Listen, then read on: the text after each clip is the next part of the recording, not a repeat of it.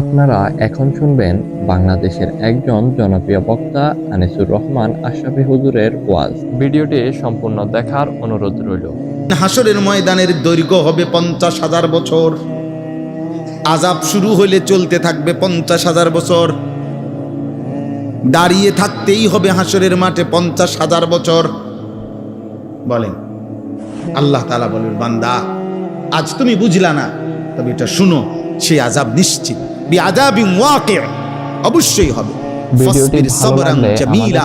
অতএব বন্ধু আমার, আপনি পূর্ণ ধৈর্য ধারণ করেন, আপনি ধৈর্য ধারণ করেন, আপনি ঘাবড়াবেন না, আপনি হতাশ হবেন না। যত ব্যঙ্গ, যত বিদ্রুপ, যত উপহাস, যত তুচ্ছতাচ্ছিল্যই তারা করুক না কেন, আপনি নিশ্চিত ইয়াকিন করে রাখেন 50,000 বছরের দৈর্ঘ্য পরিমাণ কিয়ামত, আসরের দিন, আখিরাতের দিন, আমি যেই আযাবের কথা আপনারে দিয়া বলছি, কাফের, বেঈমান, নাফরমান, পাপীদের জন্য সেটা হবেই হবে, হবেই হবে, হবেই হবে। ইন্নাহুম ইয়ারাউনাহু বাঈদা ওয়া নারাহু করিবা। আল্লাহ বলেন, দুনিয়ার সামান্য ভোগ বিলাসিতা, উল্লাস আর মাতলামির মধ্যে থাকার কারণে বেঈমান মনে করে সেই কিয়ামত বহু দূরে, আর আমি আল্লাহ বন্ধু, আমি দেখতেছি সেটা একদম কাছে। কারণ যার মৃত্যু তার কিয়ামত শুরু, কারণ সে তো আর ফিরবে না। কথা বলেন না কেন? আর আমাদের মৃত্যু আমাদের কাছে না দূরে? তো কিয়ামত কাছে, কারণ আপনি মরলে তো শেষ, মরলে তো আর আপনি ফিরতে পারতেন না। কথা বোঝেন নাই? আপনি তো আর আসবেন না। আমার মৃত্যুর পরে যদি দুনিয়ার পৃথিবীর মানুষ, বাংলাদেশের মানুষ সবাই যদি একেবারে মঙ্গল গ্রহে চাঁদের দেশে ঘরবাড়ি করে, আমার কি? আমি তো নাই। কথা বোঝেন নাই? আমি তো নাই। তো এরপরে বাকিরা একেবারে না আসলেই কি? এই জন্য আল্লাহ বলেন, ওরা তো মনে করে আখেরাত সে তো বহু দূরে। আচ্ছা, আখেরাত যদি বহু দূরে, আরো 20 বছর, 200 বছর, আরো 50,000 বছর পরেও হয়, তো তুমি থাকবানি ওই পর্যন্ত? তো তাহলে তুমি লাফো কিত্তা? তুমি লাফাও কেন? এই জন্য আল্লাহ বলেন, ওরা মনে করে দূরে, আমি দেখি কাছে। ইয়াউমা তাকুনুস সামাউ কাল মুহল। সেদিন ইসরাফিল যখন ফু দিবে, কিয়ামত যখন শুরু হবে, আল্লাহ তাআলা বলেন, আকাশ তখন গলিত তামা গলাইলে যেরকম পড়তে থাকে, এরকম গলিত সীসা, গলিত তামার মতো, উত্তপ্ত আসমান গলিত তামার মতো পড়তে থাকবে। অতাকুনুল জিবালু কাল ইহন। এবং পাহাড়গুলো তুলা যেরকম ধুনাইলে বুঝেননি? ল্যাপটপ বানাইবার আগে কি করে না, তুলা ধুনায়, ধুনাইলে ধুনানো তুলা উড়াইয়া দিলে যেমন বাতাসে উঠতে থাকে, আল্লাহ বলেন পাহাড়গুলো এভাবে ধুনিত তুলার মতো উঠতে থাকবে। আল্লাহ তাআলা বলেন, ওয়ালা ইয়াসআলু হামিমুন হামিমা। একেবারে কলিজার টুকরা কোনো বন্ধুও সেই হাসরের ময়দানে তার কোনো কলিজার টুকরা বন্ধুরেও, আপন ঘনিষ্ঠ বন্ধুও বন্ধুকে ভালো মন্দ কিছুই জিজ্ঞেস করবে না। ইউবাসসারুনাহুম, অথচ একজন আরেকজনকে দেখবে। এই তোমার সেই বন্ধু, বিগত 20 বছর যারে একসাথে মদ খাইছো, গাঁজা খাইছো, একসাথে 30 বছর বিড়ি খাইছো, এক দোয়ানে চা দোয়ানে গপ মারছো। ওই যে কাকু, আল্লাহ তাআলা বলে, এভাবে একজন পরিচিত বন্ধু একজনকে দেখবে, কিন্তু কেউ কাউকে জিজ্ঞেস করবে না। শেষ কথা হলো, ইয়াওয়াদ্দুল মুজরিমু লাউ ইফতাদি মিন আযাবি ইয়াউমিইদিন বিবানি ওয়া সাহিবাতিহি ওয়া আখি। দোস্ত আমার, বাপ আমার, আল্লাহ বলে, সেদিন হাসরের ময়দানের এই ভয়ানক দৃশ্য দেখে আল্লাহ তাআলা বলে, প্রত্যেকটা পাপী, নাফরমান, জাহান্নামী, খোদার কসম, আল্লাহর কাছে বলবে, আল্লাহ আজকে এই হাসরের ময়দানে আমার সন্তানদেরকে জাহান্নামে দিয়ে দেন, আমার স্ত্রীকে জাহান্নামে দিয়ে দেন, আমার ভাই বোনদেরকে জাহান্নামে দিয়ে দেন, আমার পুরা গ্রাম, আমার মহল্লাবাসীদেরকে জাহান্নামে দিয়ে দেন, এই পৃথিবীর সমস্ত মানুষকে জাহান্নামে দিয়ে দেন। খোদার কসম আল্লাহ বলে, সে শুধু বলবে, সুম্মা ইউনজি, মাওলা আমারে বাঁচায় দেন। আরে তোর আব্বাও নি, আরে রাখেন আব্বা, খেতে দিলেন আব্বা, আব্বারে জাহান্নামে দেন, মাওলা আমারে বাঁচায় দেন। এটা তোমার স্ত্রী, ওরে বাদ দেন স্ত্রী। ওই তোমার ছেলে, আর রাখেন ছেলে, আমারে বাঁচায় দেন। ওমান ফিল আরদি জামিআ সুম্মা ইউনজিহ। আল্লাহ শুধু আমারে বাঁচান, আমারে বাঁচান। ইয়া রব্বি নাফসি নাফসি, ইয়া রব্বি নাফসি নাফসি। আল্লাহ আমাকে বাঁচান, আমাকে বাঁচান, আমাকে আমাকে। মা চাই না, বাপ চাই না, স্ত্রী চাই না, সন্তান চাই না, গ্রামবাসী মহল্লাবাসী চাই না, গোটা পৃথিবীর সবাইরে জাহান্নামে দিয়ে হলেও আমারে বাঁচায় দেন। কাল্লা, আল্লাহ বলবেন না, কখনোই হবে না, তোমার শাস্তি তোমাকেই ভোগ করতে হবে। ইন্নাহা লাযা, বান্দা এখন তোমাকে যেই জাহান্নামে ফেলা হবে সেটা হবে ধাউ ধাউ লেলিহান আগুনের শিখা, নাজ্জাআতাল লিশাওয়া। আল্লাহ বলেন এক সেকেন্ডে জাহান্নামের আগুনে যখন ফেলা হবে তোমার সারা দেহের চামড়া তুলে ফেলবে, চামড়া খসাইয়া ফেলবে, চামড়া ফ্রাই বানায় ফেলবে, ফ্রাই। ভিডিওটি ভালো লাগলে আমাদের চ্যানেলটি সাবস্ক্রাইব করুন। মানুষ কথার প্রসঙ্গে বলে কিনা দুনিয়ার এমন ফিডা ফিট করে চামড়া তুলালাম। আল্লাহ তাআলা বলেন খোদার কসম, এই আয়াতের অর্থ এটা। আল্লাহ বলে তোরে এখন এমন আগুনে ফেলা হবে, নাফরমান, তোর চামড়া তুলে ফেলা হবে। তাদউ মান আদবারা ওয়া তাওয়াল্লা। দোস্ত আমার, শেষ আয়াত শোনো। আল্লাহ তাআলা বলেন সেদিন জাহান্নামের আগুন যারা যারা আল্লাহর হুকুম থেকে, এক এক ওয়াক্ত নামাজ থেকে যারা নিজেরা বিমুখ ছিল, অন্যদিকে পৃষ্ঠ প্রদর্শন করে মসজিদের দিকে যায়, এদিকে আজান হয়, এদিকে যায় নাফরমান ওইদিকে, আল্লাহর হুকুম থেকে যারা মুখ ফিরায় নিছে, জাহান্নামের আগুন তাদউ, খোদার কসম, আল্লাহ বলে আগুন ওই নাফরমানকে ডাক দিবে, এদিকা, ওই এদিকা, ওদিকে যাস কেন, কারে তালাশ করস বেঈমান, এদিকা, আমি আগুন তোর জন্য অপেক্ষা করছি। আজ তোকে বুঝাবো আমার রবের একটা একটা সেজদা না দেওয়ার শাস্তি কি। দিগা ও জামা ফাআওয়া, আল্লাহ বলে যারা যারা আমি আল্লাহকে ভুলে, আখিরাতকে ভুলে দিবানিশি শুধু সম্পদ জমা করেছে, ফাআওয়া, আর সেই সম্পদকে আগলাইয়া কৃপণের মতো দুনিয়ার জন্য ধরে রাখছে। কিসের যাকাত, কিসের সাদকাতুল ফিতির, কিসের দান, কোথায় হজ, কোথায় উমরা, কোথায় আল্লাহর রাস্তায় খরচ করা, কিচ্ছুর খবর নাই। হালাল হারাম মিশ্রিত, সুদে ঘুষে কিস্তিতে বাটপারি সিটারি 2 নম্বরি 6 নম্বরি করে শুধু কেবল সম্পদ জমা করেছে। আল্লাহর কসম, আল্লাহর কসম, জাহান্নামের আগুন নিজে তাকে ডেকে ডেকে টাইনা নিয়ে আসবে জাহান্নামের ভিতর। আল্লাহ আমাদেরকে হেফাজত করে, আল্লাহ আমাদেরকে হেফাজত করে। আমার ভাই, আমার বন্ধু, আমার বাপ, আমার চাচা, আমার পর্দার আড়ালের মা বোন, আমরা সবাই, আমরা আল্লাহ তাআলা আমাদেরকে রমজান দিছেন। আল্লাহ তাআলা বলছে বান্দা আমি সর্বোচ্চ চেষ্টা করেছি, বান্দা আমি নিজের হাতে রমজান সাজাইছি। ইফতার, সাহারি, রোজা, তারাবি, এতেকাফ, শবে কদর, রহমত, মাগফিরাত, নাজাত, 1-70 চারিদিক দিয়া ব্যারিকেড দিয়া, মানে মনে করেন পুরা প্যান্ডেলের চারখান দিয়া আটকাইয়া, এমন ভাবে বলছি শুধু একটা দরজা খুলছি।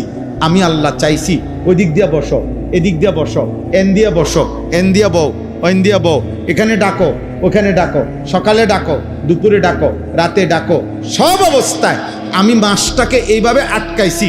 শুধু একটা দরজা খোলা রাখছি, সেটা শুধু জান্নাতের দরজা। রমজানের প্রথম থেকে শেষ পর্যন্ত তুমি শুধু ডাকবা, তুমি শুধু চাইবা, তুমি শুধু মাফ চাইবা, আমি শুধু জান্নাতে ঢুকব। এজন্য জাহান্নামের দুয়ারও বন্ধ, শয়তানও আটকায় রাখছি। আমি চাইছি আমার বান্দা শুধু জান্নাতে ঢুকাইতে। সেই রমজান যার জীবনে কোনো আসর করে নাই, আহা বদনসিব। এত বড় রমজান যার জীবন থেকে হাত চলে গেল, অথচ যেমন চেহারা তেমনই, যেমন বিড়ি তেমন বিড়ি, যেমন মিথ্যা তেমন মিথ্যা, যেমন নাটক সিনেমা দেখা ওই একই রকম, ওই একই রকম গান বাদ্য।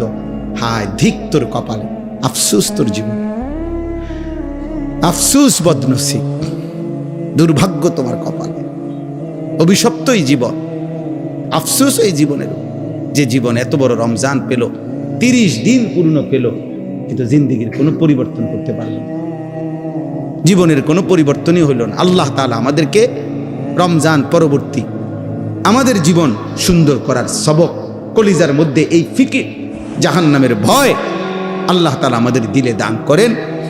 আল্লাহ তাআলা এই গল্লাই আল ইখলাস জনকল্যাণ সংস্থা আল্লাহ তাআলা কবুল করেন। আল্লাহ তাআলা আমার হুজুরের কবরকে নূরে নূরে ভরপুর করে দেন। এলাকার মহল্লার আশপাশের যত কবরবাসী আছে আল্লাহ তাআলা সকলকে মাফ করে দেন। মাশাআল্লাহ। প্রবাসী যারা এই মুহূর্তে, তো সারা পৃথিবীতে আমাদের বাংলা ভাষাভাষী যত প্রবাসী অনেক পেরেশানিতে আছে। সারা বিশ্ব পরিস্থিতি, যুদ্ধ পরিস্থিতির কারণে প্রবাসীরা ছটফট করছে। এখান থেকে, দেশ থেকে মা বাবা স্ত্রী সন্তান আহাজারি পেরেশানি করছে। আল্লাহ তাআলা যেন প্রতিটি প্রবাসী বাবা ভাইকে সুস্থতার সাথে, নিরাপত্তার সাথে রাখেন। আল্লাহ যেন ঈমান আমলের সাথে রাখেন। পবিত্র কোরআনুল কারীমের 29 নম্বর পারা, কোরআনুল কারীমের 70 নম্বর সূরা, সূরাটির নাম হচ্ছে মাআরিজ। এই সূরার প্রথম 18টি আয়াত, ছোট ছোট আয়াত আমি এইমাত্র ধারাবাহিক তেলাওয়াত করেছি। ইনশাআল্লাহ এই আয়াতগুলোকে সামনে রেখে তার তর্জমা অল্প একটু সময়ের মধ্যে আপনাদের সামনে পেশ করতে চাই। আল্লাহ তাআলা আমাদেরকে তৌফিক দান করেন। এই সূরার শুরুতে একটা ছোট্ট প্রসঙ্গ হলো, বললে আমাদের বুঝতে সুবিধা হবে কেন এই আয়াতগুলো নাজিল হল। এটাকে কোরআনের ভাষায়, তাফসীরের ভাষায় শানে নুজুল বলে। রাসূলুল্লাহ সাল্লাল্লাহু আলাইহি ওয়াসাল্লাম নবীজির একটা বিশেষ সিফাত ছিল, তিনি বশীর, জান্নাতের সুসংবাদদাতা। আরেকটা গুণ ছিল, বৈশিষ্ট্য, তিনি নাদির, ভিডিওটি ভালো লাগলে আমাদের চ্যানেলটি সাবস্ক্রাইব করুন। বশীর ও নাদির। তো রাসূলুল্লাহ সাল্লাল্লাহু আলাইহি ওয়াসাল্লাম কালেমার দাওয়াত দিতে গিয়ে, ইমানের দাওয়াত দিতে গিয়ে, কখনো কালেমা গ্রহণ করলে, আল্লাহর হুকুম আহকাম মেনে নিলে জান্নাতের সুসংবাদ এবং জান্নাতের নাজ ও নেয়ামত এগুলো বর্ণনা করতেন, শুনাইতেন। আবার কখনো কখনো আল্লাহ তাআলার পক্ষ থেকে ঈমান গ্রহণ না করিলে, আল্লাহর কালেমা গ্রহণ না করিলে জাহান্নামের ভয়ানক আযাব, জাহান্নামের ভীষণ আযাবের কথা, সেটাও তিনি ভয় প্রদর্শন করতেন, বলতেন। তাহলে কখনো জান্নাতের আশা দেখাইতেন, কখনো জাহান্নামের ভয় দেখাইতেন। আল্লাহ তাআলার পক্ষ থেকে কোরআনুল কারীমের মধ্যে জান্নাতের আলোচনা, জাহান্নামের আলোচনা অগণিত। কোরআনুল কারীমের অসংখ্য সূরার মধ্যে আল্লাহ তাআলা কোথাও জান্নাতের শানদার আলোচনা করেছেন, কোথাও জাহান্নামের ভয়ানক আযাবের কথা তুলে ধরেছেন। মক্কার কুরাইশ কাফেররা প্রতিনিয়ত নবী সাল্লাল্লাহু আলাইহি ওয়াসাল্লামের এই দাওয়াতের বিরোধিতা করত। তাদের কাজই ছিল বিরোধিতা করা। এই বিরোধিতা করত বিশেষভাবে দুই রকমের। কখনো বিরোধিতা করত মুখে, তাদের গালিগালাজ করত নবীজিকে। নবী সাল্লাল্লাহু আলাইহি সাল্লামের কোনো কথা বললে এটার বিরুদ্ধে উল্টাপাল্টা যুক্তি দেখাইতো, আবল তাবল কথা বলতো। কখনো ঠাট্টা করত, উপহাস করত, তুচ্ছতাচ্ছিল্য করত, ইত্যাদি ইত্যাদি। আর আরেকটা বিরোধিতা কি, শারীরিকভাবে নবী সাল্লাল্লাহু আলাইহি ওয়াসাল্লাম এবং সাহাবায়ে কেরামের উপরে জুলুম, অত্যাচার, শারীরিক নির্যাতন করত। সাহাবায়ে কেরামের অসংখ্য সাহাবীদের উপরে ইসলামের প্রথম যুগে সীমাহীন নির্যাতন করেছে মক্কার কাফের। হযরতে বেলাল, হযরতে খাব্বাব, হযরতে খুবাইব, হযরতে আম্মার, হযরতে ইয়াসির, হযরতে সুমাইয়া, হযরতে জানিরা, এরকম সাহাবায়ে কেরাম যারা, ওনাদের উপরে অবর্ণনীয় শারীরিক নির্যাতন করেছে। রাসূলুল্লাহ সাল্লাল্লাহু আলাইহি ওয়াসাল্লামের উপরও অনেক শারীরিক নির্যাতন মক্কার এই কাফেররা করত। কখনো ধাক্কা দিছে, কখনো খানায় কাবার সীমানার থেকে বের করে দিছে। কখনো আবু জাহেল ছোট ছোট পাথরের কঙ্কর মারত, কখনো উটের পচা নারী ভুড়ি নবী সাল্লাল্লাহু আলাইহি ওয়াসাল্লাম সেজদা দিলে পিঠে চাপায় দিত, ইত্যাদি ইত্যাদি। আর তায়েফের ময়দানের রক্তাক্ত ঘটনা সেটা তো আপনারা জানেন। সাথে সাথে নবী সাল্লাল্লাহু আলাইহি ওয়াসাল্লামকে গালিগালাজ করত। কখনো বলতো মুহাম্মদ পাগল, নাউজুবিল্লাহ, কখনো বলতো মুহাম্মদ কাহেন, গণক, কখনো বলতো মুহাম্মদ সাহের, জাদুকর, কখনো বলতো মুহাম্মদ শায়ের। এই মিয়া, মোবাইল নিয়ে খসর খসর করলে কিছু বুঝতা না, এটা বন্ধ করো মিয়া, হাইসো না মিয়া, সাবধান। সদর বদর মানুষ আমার পছন্দ না। যা এই মোবাইল হাতে ধরে একজনও ভিডিও রেকর্ড করবেন, একজনও না, আমি স্পষ্ট নিষেধ করলাম। যার পছন্দ না হয় সে চলে গেলে ভালো। গাফেল মানুষ। একটা মাহফিল মানে এটা বিনোদন কেন্দ্র না। আমি গাড়ির থেকে নামতে যাচ্ছি, তাকায় রইলাম, গাড়ির ভিতরে আমি তাই সব চারিদিক থেকে সাংবাদিকের ক্যামেরার মতো মোবাইল খুলে রাখছি, ভিডিও করবে। হুজুর নামতে আছে, এটা ভিডিও করবে। হুজুর আঁটতে আছে, এটা ভিডিও করবে। গাড়ি দিয়ে নামতে আছে, এটার মধ্যে ভিডিওর কি আছে? ফায়দা কি এটাতে? আপনি ওটা আমারে দেখাইব, আরেক মানুষের দেখ হুজুরের ভিডিও, তো হেইতে আর দেখছেন আমারে, পাগলামি আর কি। 24 ঘন্টা মোবাইল এটা নিয়েই ব্যস্ত। কি পাইলো এটার ভিতরে? একজন মানুষ তো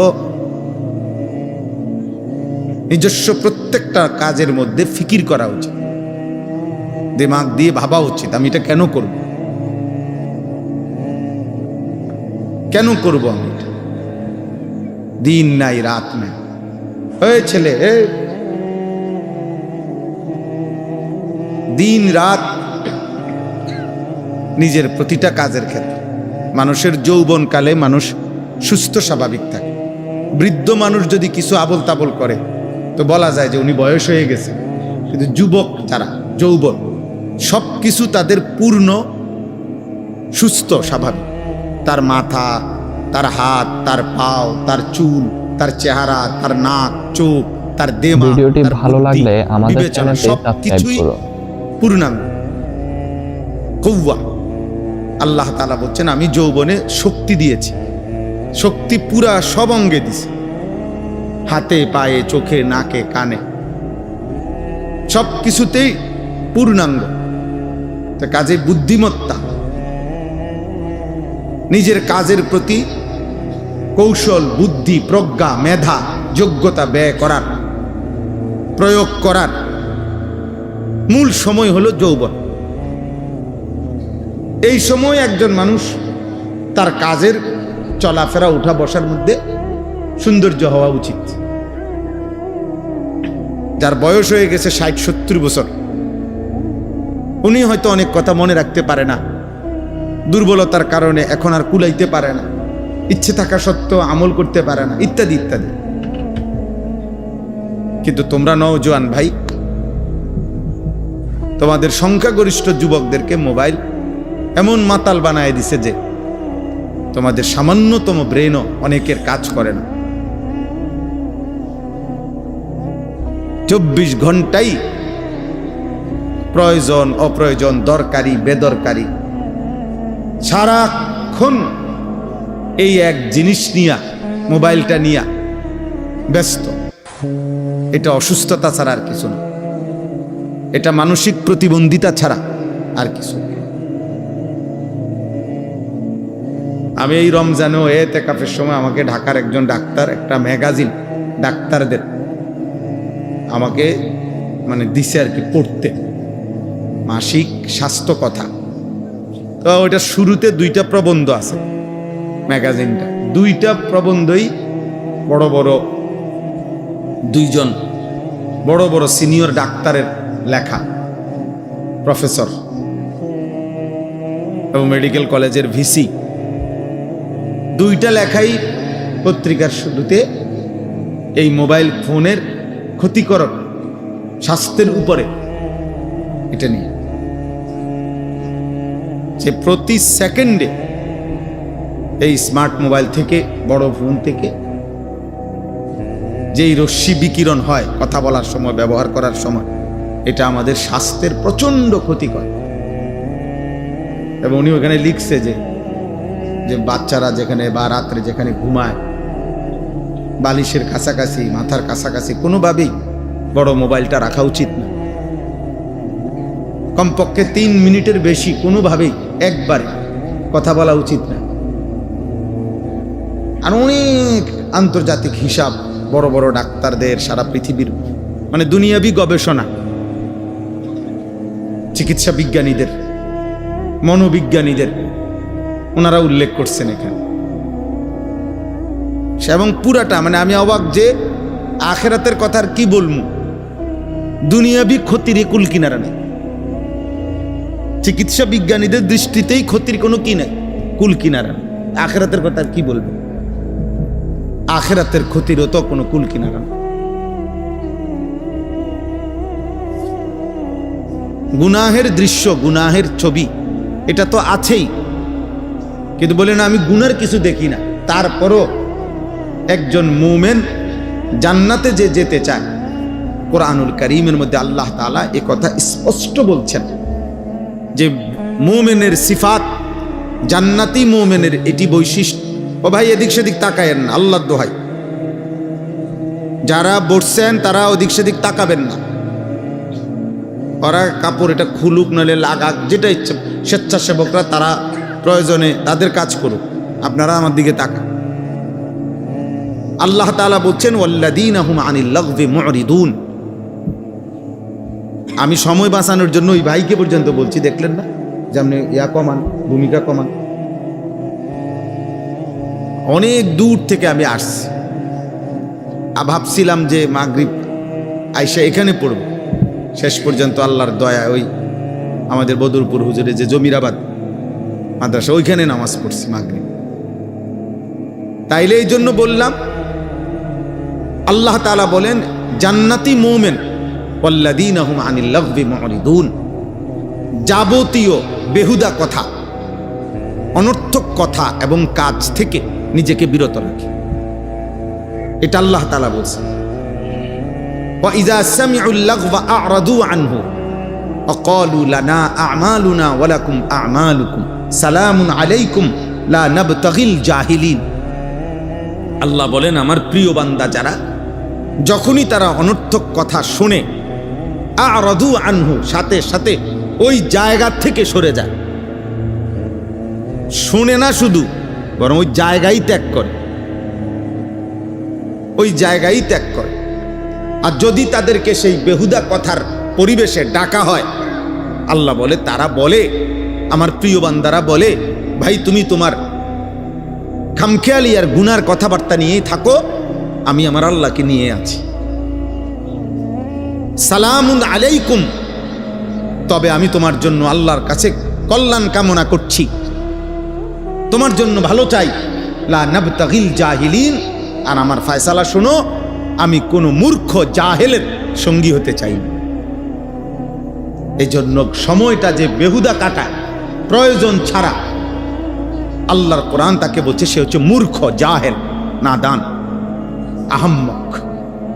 আর কোন বিবেকবান মুমিন এমন মূর্খের সঙ্গী হইতে পারে না, আল্লাহ এটা বলছে, শিখাইছে।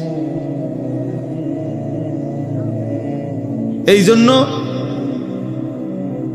অবশ্যই বড় মোবাইল অসংখ্য অগণিত প্রয়োজনে এটার দরকার আছে। মানুষের চাকরি, ব্যবসা, প্রবাসে, দেশে, অফিসিয়াল। ভিডিওটি ভালো লাগলে আমাদের চ্যানেলটি সাবস্ক্রাইব করুন। হাজারো দরকার এটার দ্বারা হয়, প্রয়োজন।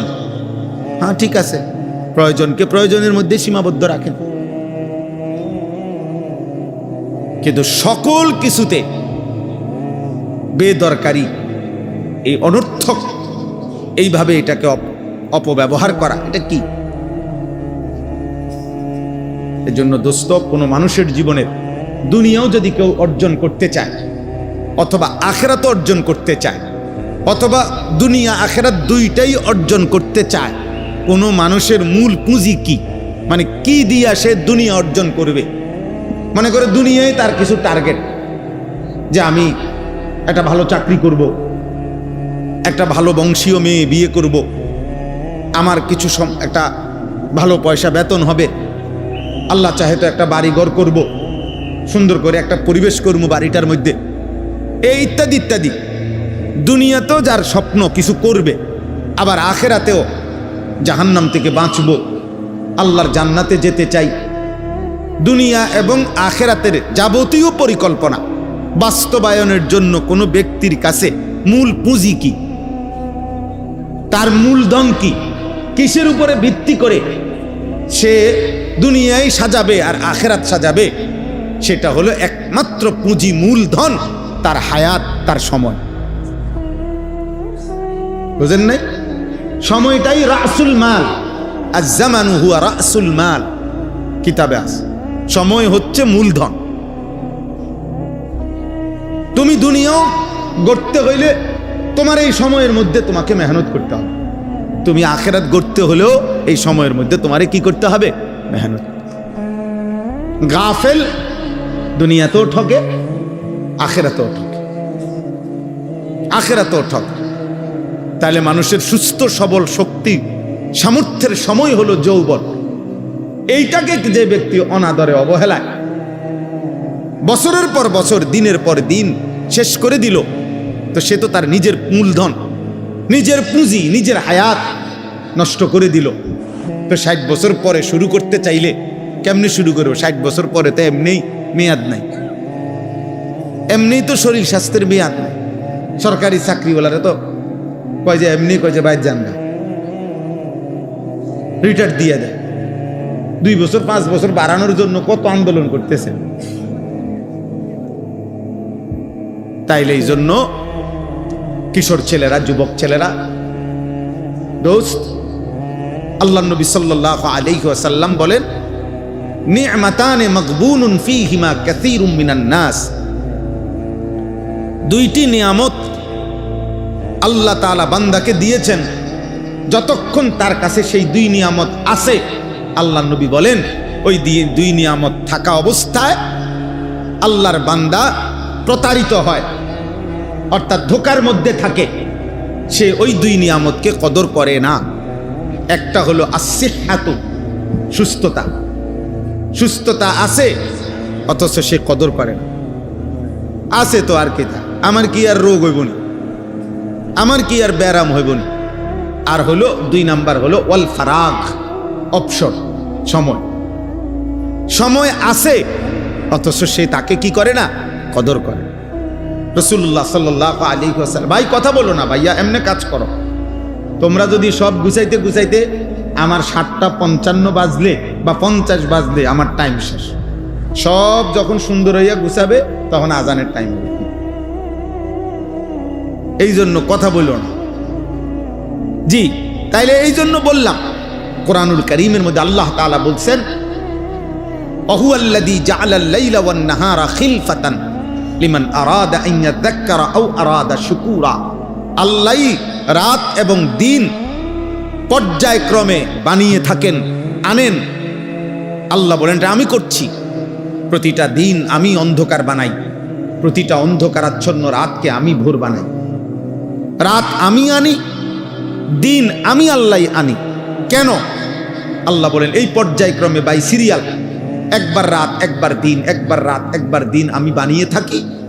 আমার বান্দা যেন আমি আল্লাহর জিকির, আমার বন্দিগি করতে পারে, আমার বান্দা যেন আমি আল্লাহর শুকর আদায় করতে পারে। ভিডিওটি ভালো লাগলে আমাদের চ্যানেলটি সাবস্ক্রাইব করুন। জিকিরের জন্য আমি রাত আনি, দিন আনি, খামখেয়ালি করার জন্য, খামখেয়ালি করার জন্য। আল্লাহ তাআলা বলছেন কোরআনুল কারীমে এটা। তাহলে সময়ের গুরুত্ব দিতে গিয়ে কোরআনুল কারীমের মধ্যে আল্লাহ তাআলা সময়ের বিভিন্ন অংশের নামে আল্লাহ তাআলা আলাদা আলাদা কসম করেছেন, বহু আয়াত। ওয়াল ফাজর, আল্লাহ বলেন কসম করছি ফজরের ওয়াক্তে। ওয়াদ-দুহা, আল্লাহ বলেন কসম করছি সকালের সূর্য যখন পূর্ণ আলোকিত হয় চাষতের ওয়াক্তের, মানে সকাল 8টা 9টা 10টার টাইম, এই সময়টা আল্লাহ কসম করছেন। ভিডিওটি ভালো লাগলে আমাদের চ্যানেলটি সাবস্ক্রাইব করতে ভুলবেন না। আপনার কাছে কোন হুজুরের ওয়াজ সবচাইতে বেশি ভালো লাগে তা অবশ্যই কমেন্টে জানিয়ে যাবেন।